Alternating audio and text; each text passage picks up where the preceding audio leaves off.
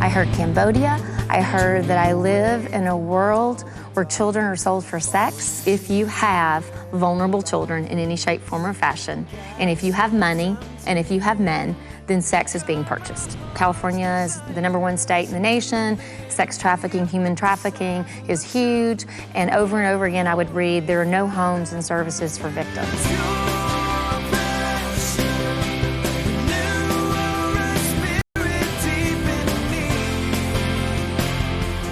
As prostitutes, not my word, their word, that they said to me, I once was one of those little girls, and would you please build that home, because my life would have been totally different if someone had had that home for me when I was 13 or 14.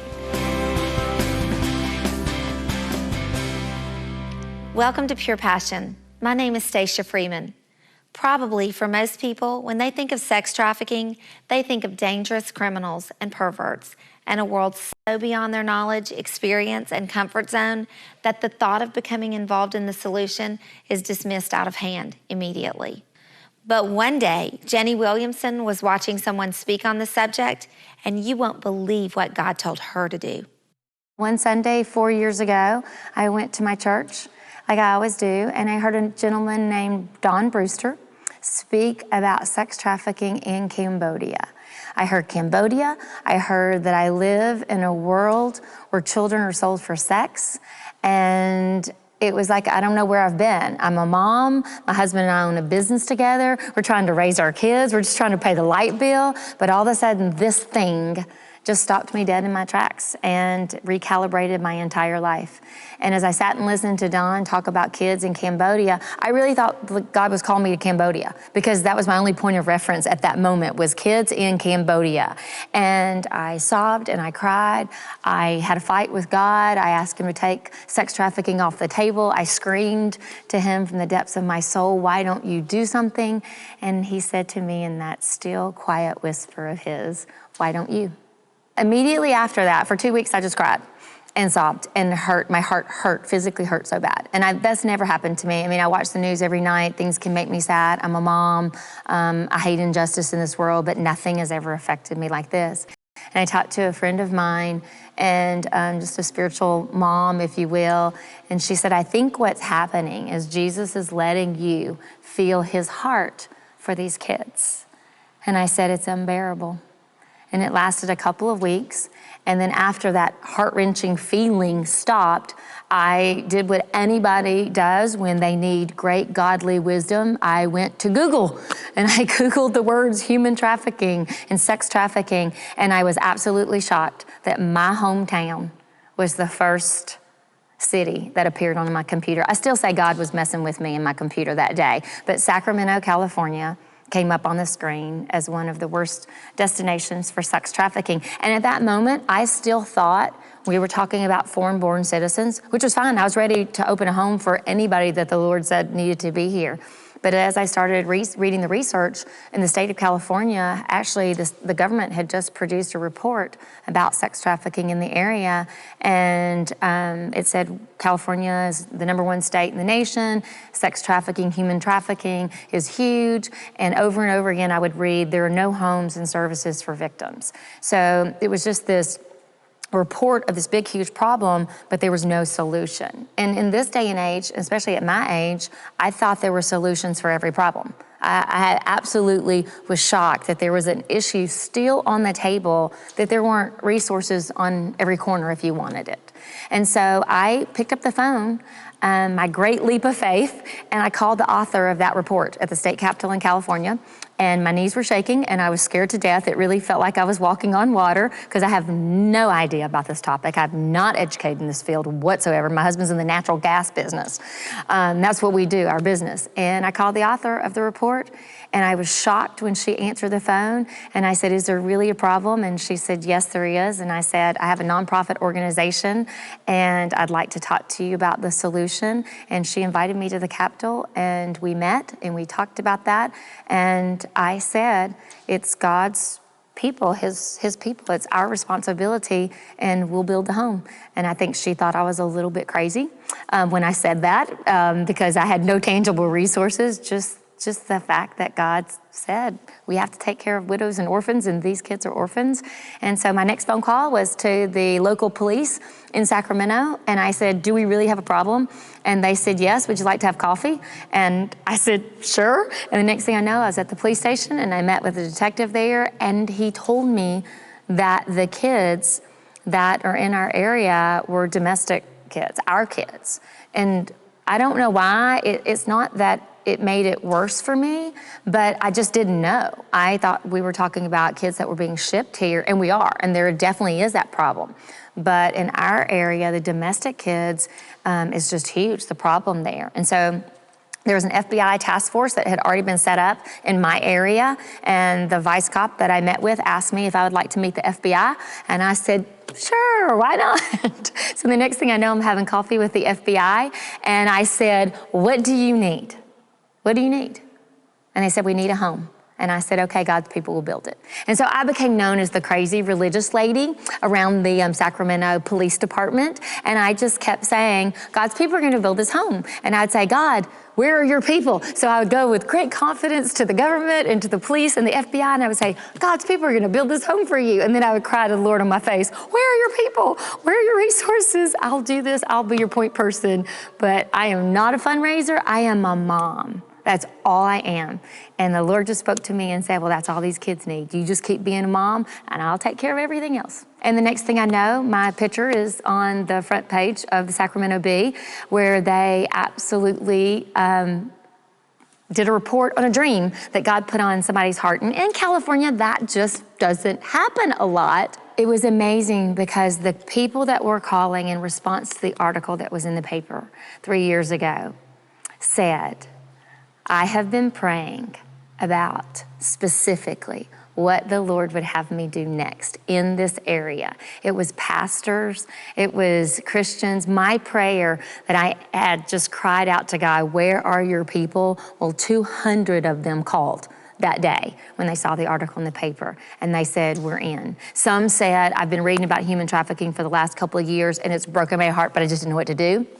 And I just declared in that article that God's people were going to build a home, and that's what the FBI needed, that's what the vice cops needed, is they needed a home for these kids. There were 3 phone calls of all those that were the most interesting to me, and it was 3 women that identified themselves as prostitutes, not my word, their word, that they said to me, I once was one of those little girls, and would you please build that home, because my life would have been totally different if someone had had that home for me when I was 13 or 14.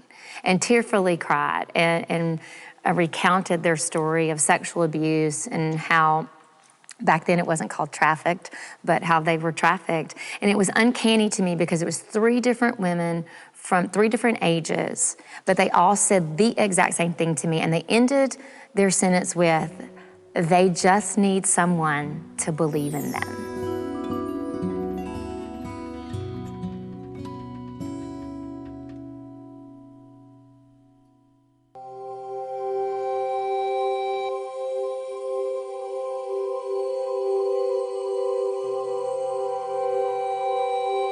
She's lost and alone, waiting to be found and find a place that she can call her home. Her innocence was stolen, her shattered heart is broken. Quietly suffering, she cries, believe in me, believe in me. I'm longing for my captive heart to be free.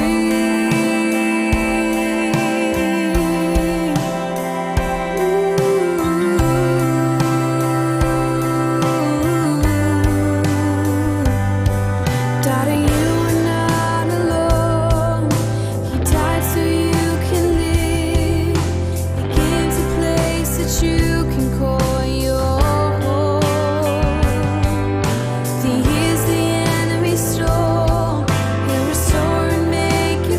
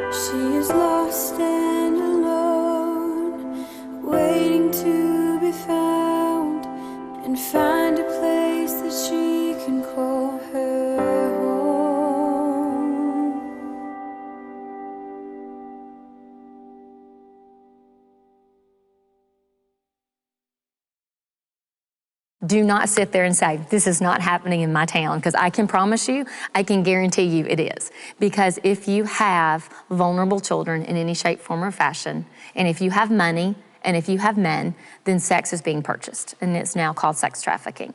So call the local police department. That's what I did, and find out, are they aware of the problem? Are they actively pursuing the recovery of girls? And ask them what they need. What these kids need is to know that they were created on purpose, for a purpose, before time began. And before I have the right and privilege to tell them that, they've got to have a roof over their head, and they've got to have food on the table, and they've got to have clothes, and they've got to have an education, and their medical needs have to be met, and their emotional, physical, and spiritual needs have to be met. So all that sounded just like what my kids needed to have in a home. And so the Lord just said, tell the girl's story. So anywhere and everywhere I went, I told people about the problem of sex trafficking. And I told them who the kids were, and I don't know how to describe it except that they are my daughters. I have 3 biological sons. I always wanted daughters, and the Lord said to me, these are your daughters. And so in my mind, my daughters are missing, and I need to tell you that. And I need you to help me find them, and I need to explain what that looks like. And as I did all that and told the story, one day, as I told the story, somebody walked up to me and said, I have your land. And the day that she said that to me, I looked at photos of the property, and it was the exact picture in my mind that the Lord had given me. And so now that we'd identified the property without a real estate agent, we started talking about how to bring this story to the church. And so the music video was that piece of the puzzle, and local artists and local musicians in our area just started calling me. I didn't call anybody. I didn't ask anybody for anything. Just anywhere I had the opportunity, I told the story that there are children on the streets in our area being sold for sex. The youngest in our area that had been recovered was 11, and that they had no home, and they kept going back to the streets, and that God's desire was for them to have a home. And we call it Courage House because it'll take courage for them to have to walk that road of healing and go back through that trauma. And people just started asking us to come to their churches, and we ended up putting on concerts, awareness events. The FBI that I partnered with would go with me, and they would talk about the problem in our area, and then I would talk about the dream. And we would sing that song and play that music video for these kids, and we painted the dream of their destinies. We started telling people that some of these kids were meant to be doctors, and we were going to send them to medical school. And some of these kids were meant to be dancers, and we were going to make sure that they danced. And some were supposed to cut hair, and we were going to send them to beauty school. And the next thing I know, in the worst economy, in however many years, we raised $700,000 in cash and bought that property, and the owners financed the balance for us.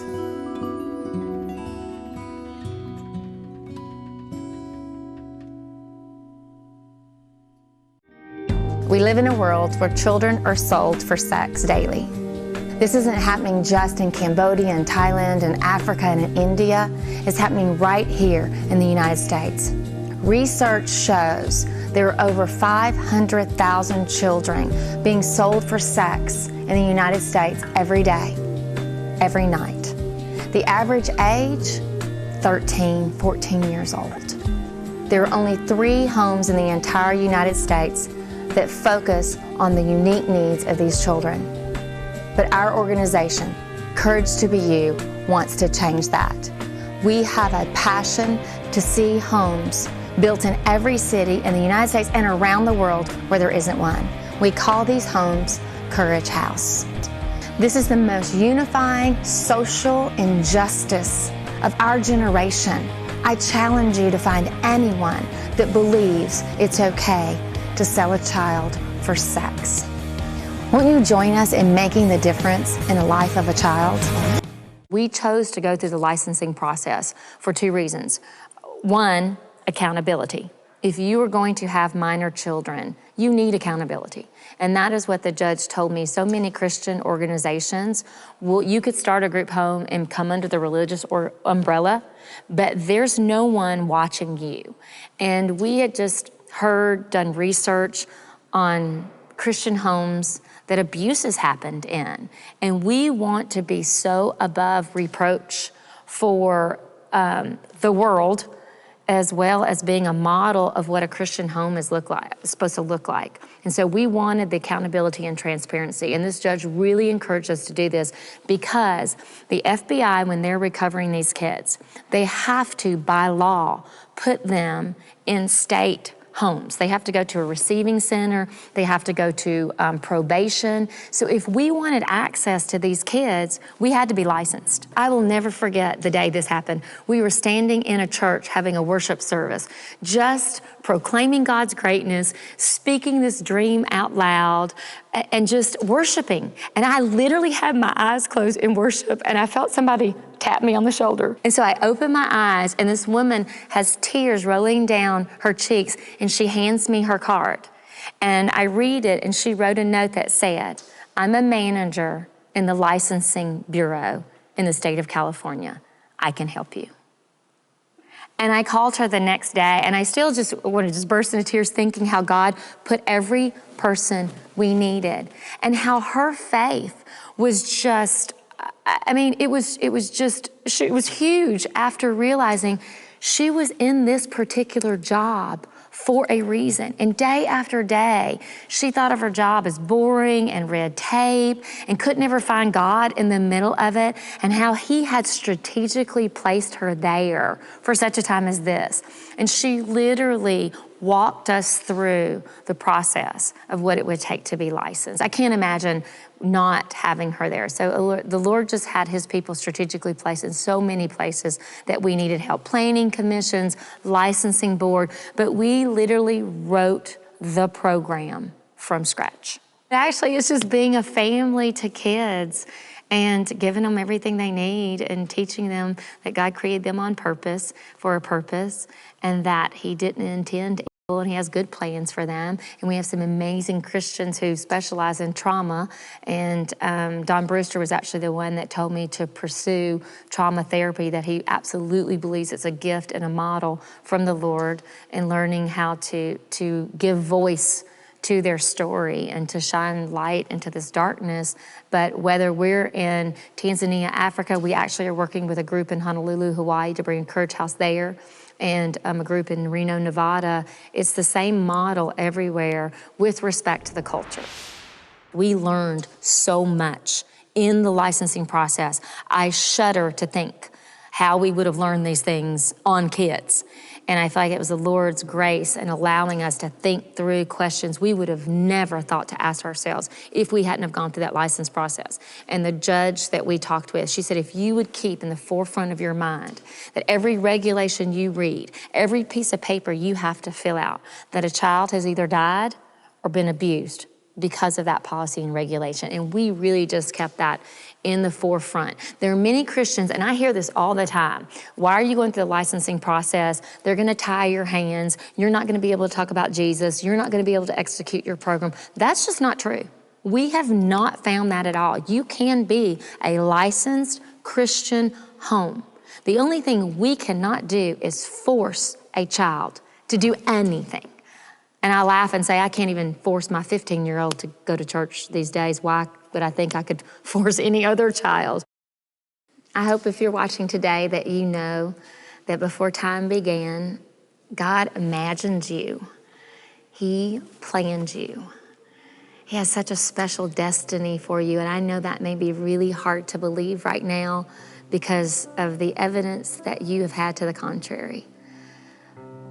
But today, God reached down and touched you and had a divine appointment for you so that you could hear that you are loved, and He has plans for you. There are so many people that have been praying for you. I have been praying for you. In fact, I feel like your mom. I had 3 sons, and God told me that my daughters are out on the street and that they have been abused and they have been tortured and that they have met evil up close and personal, but that they have not met Him. And that the only way that you would ever meet Him is if I would become your mom. And so I just want you to know that people not only have been praying for you, but people have built homes for you. And there are homes that are springing up all over the United States. Our home is called Courage House. And it's a place of wide open spaces. It's a place where people believe in you. It's a place where people will call you family. We are literally adopting children into our home and our family so that we can help you be and do all that God created you to. I'm Stacia Freeman for Pure Passion.